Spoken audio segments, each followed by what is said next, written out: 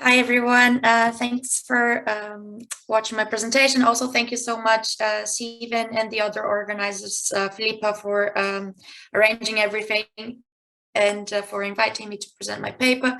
My name is Thereza. I am a lecturer at SOAS, and I'm going to present a paper on financialization of everyday life with a focus on Brazil.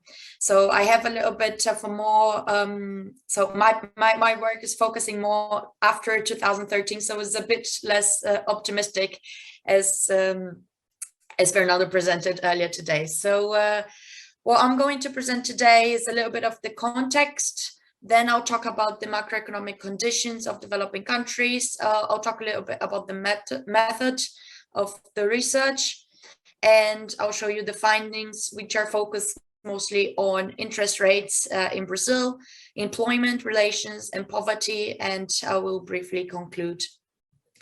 So financial inclusion is a policy that has been pushed, especially by international organizations like the World Bank and the IMF, but also local governments as a policy to reduce poverty.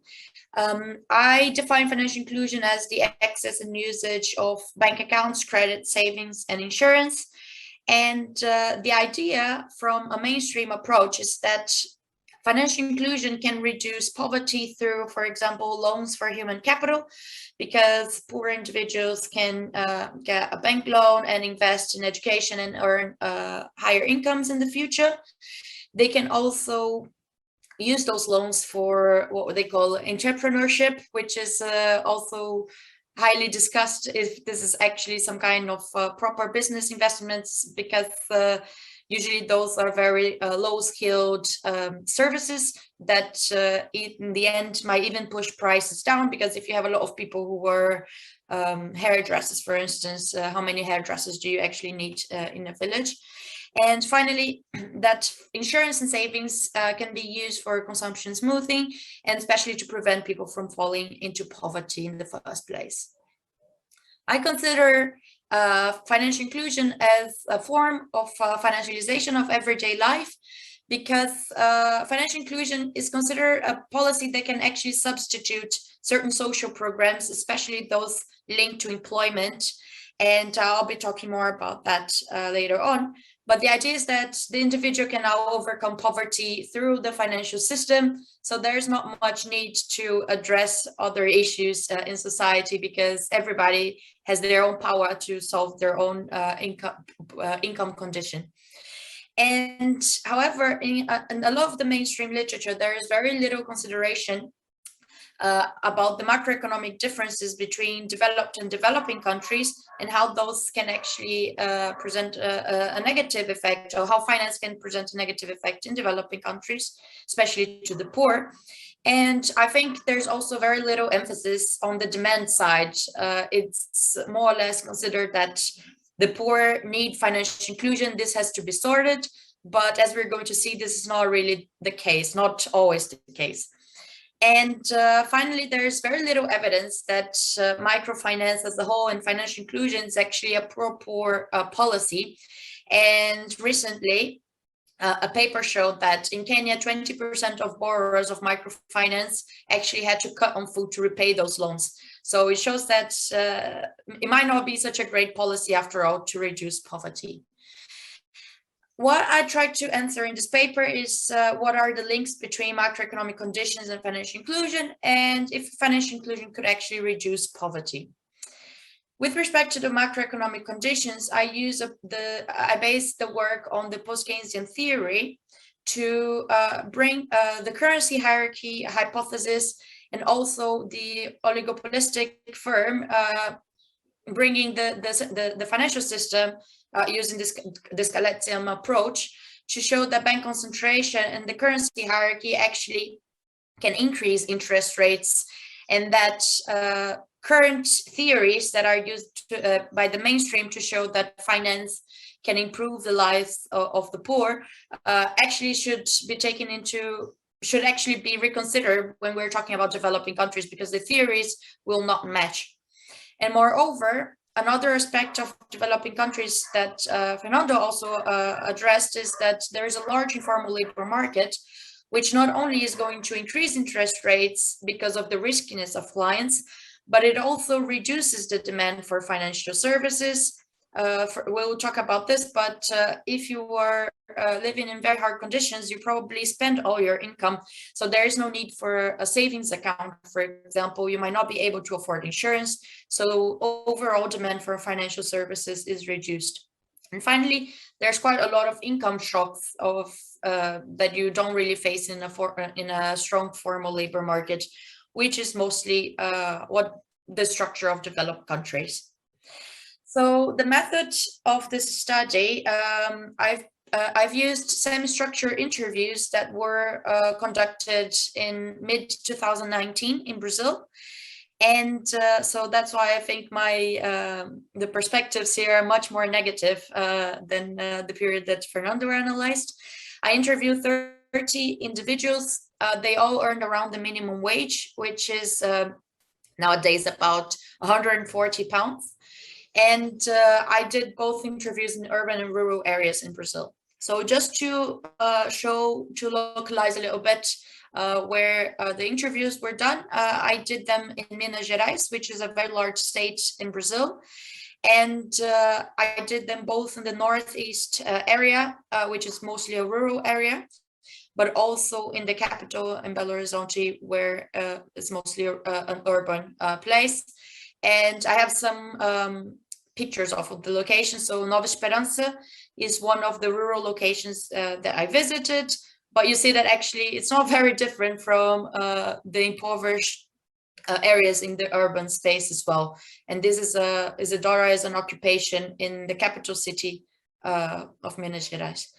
So the main findings of the studies is that interest rates in Brazil are quite high, which in the end of the day leads to over-indebtedness, especially of poor workers. Moreover, we see that formal employment generates demand for financial inclusion, and it also prevents income shocks. And finally, financial inclusion is not seen as a key policy to reduce poverty. And I'll show you a little bit more about that now. So first, with respect to interest rates in Brazil, I discussed the currency hierarchy, bank concentration, and the role of informal labor market. I will skip currency hierarchy here because of time constraints, but we can see the spread of interest rates for certain developing countries are quite high if we compare to the US and Europe, for instance. But Brazil has a particularly high interest rate spread. And not only that, it has increased over time. So while other developing countries had negative or very low variation, Brazil had an increase from 2010 to 2017 of more than 7 percentage points increase of interest rate spread. And we see that actually bank concentration in Brazil has increased quite a lot, whereas in other countries this has reduced or not increased as much. So we see that in 96, bank concentration in Brazil was around 51%, where bank concentration is measured as a share of the system assets of the 5 largest banks. So in Brazil, actually, there are mostly 4 large banks. We can still count 5. But end of the day, we see that this has been highly concentrated in the past years. And this also forces interest rates up because of the lack of competition and the ability that banks have to increase their markups on services and loans. And we also see that employment not only will play a role on how to deal with other financial services and the demand for other financial services, but also with respect to credit, because we're going to see that average interest rates are quite high in Brazil. For example, if you have a credit card and you need to pay what we call in the UK the APR rate, it's almost 300%. And if you get an overdraft, then even higher than 300%. And those are the typical kind of loans that poor individuals or informal workers will have access to.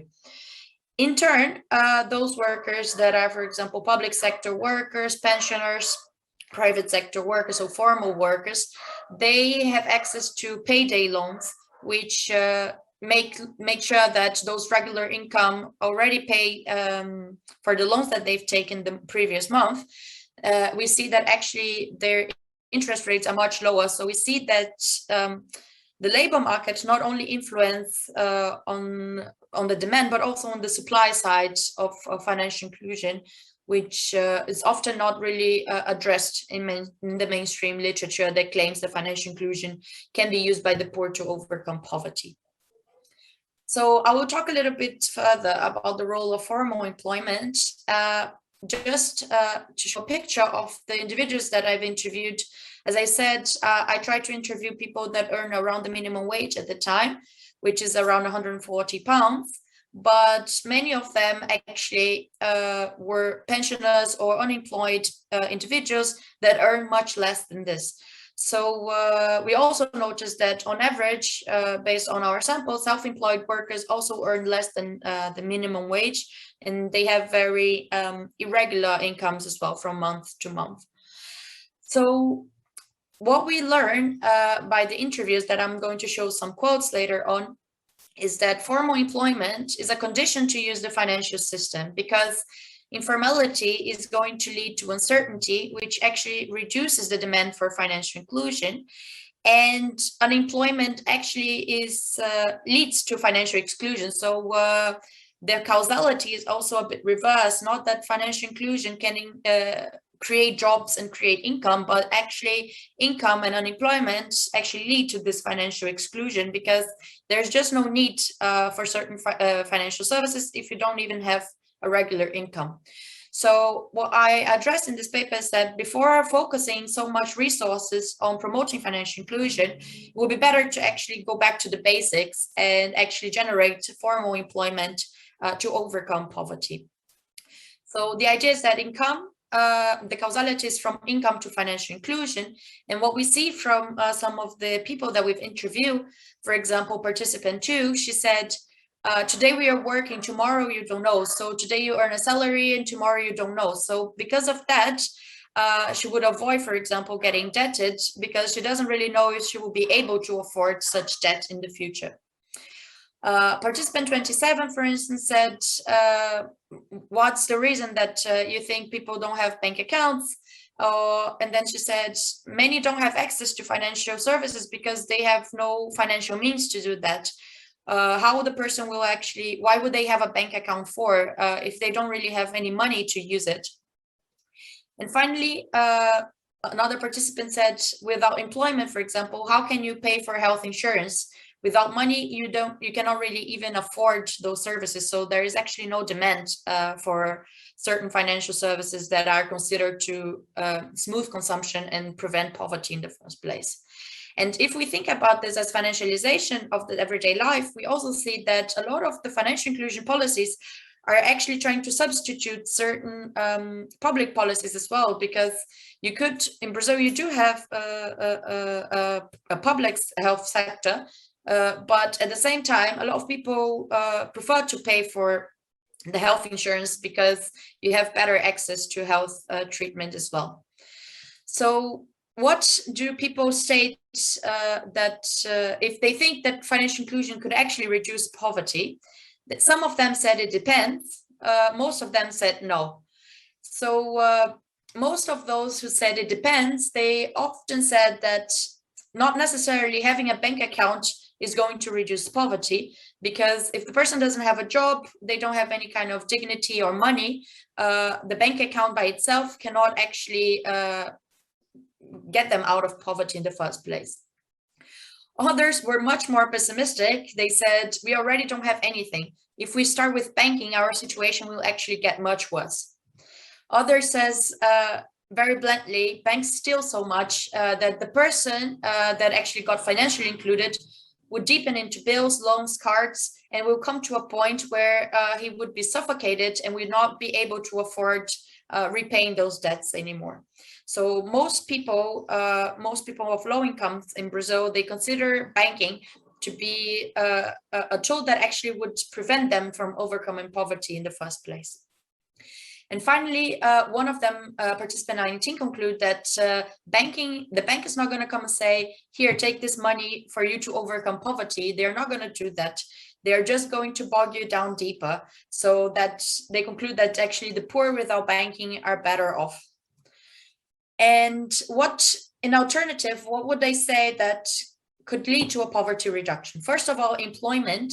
And they say, there's a lot of poor people that can get work. So if you don't have a job, you don't have money, and there's no need to use this financial system. They also claim that higher wages should be a policy that should be pursued. One of them said that she earns around 1,000 reais a month. She cannot really keep a house with 5 children like she has. And that what she thinks will be better is that instead of giving access to banking, if minimum wage would actually increase, so that the poor would actually have some dignity to live and actually even have some leisure time with her family, which at the time she doesn't, because everything she earns, she spends on food and housing. They also claim, which I think is an interesting finding, is that distribution could also lead to poverty reduction. So some of them said that reducing a bit of those who earn a lot of money, that would actually could reduce poverty in the country. Finally, they also claim that, for example, education could lead to poverty reduction. But at the same time, they were quite critical in saying, but what's the purpose of having a lot of graduated people if there's actually no work? So actually it's not from a human capital approach, but actually a more critical perspective of how education could reduce poverty as well. And the same goes to healthcare and housing. So one of them actually resumed that just give a job to how actually he thinks that poverty could be overcome. And he said, just give a job to a person and she can handle on her own. For sure, the solution would be to create jobs, educational centers, something like that, to recover those people who believe that there are no one in this world. Employment, the basics, healthcare, education, the least that these people deserve. And in turn, they never really mention, for example, finance on a way to reduce poverty and how they could actually overcome their situation. So to conclude, the idea is that the current policy of financial inclusion is focusing on increasing finance without considering these particularities of developing countries, in particular currency hierarchy, the oligopoly of banks, and informal labor market. So developing countries have inherently higher interest rates, which can lead to over-indebtedness and actually increase poverty in the end of the day. So formal employment, as we've seen, is a key way of actually reaching financial inclusion, because it increases demand and is also able to reduce income shocks. And in turn, from what we've interviewed people, they say that financial inclusion could actually increase poverty, especially because of debt. And so my idea is that instead of focusing so much on financial inclusion, governments and international institutions should actually focus on more traditional policies of poverty reduction, like job creation and wage increases. So yeah, that's the study. So thank you so much.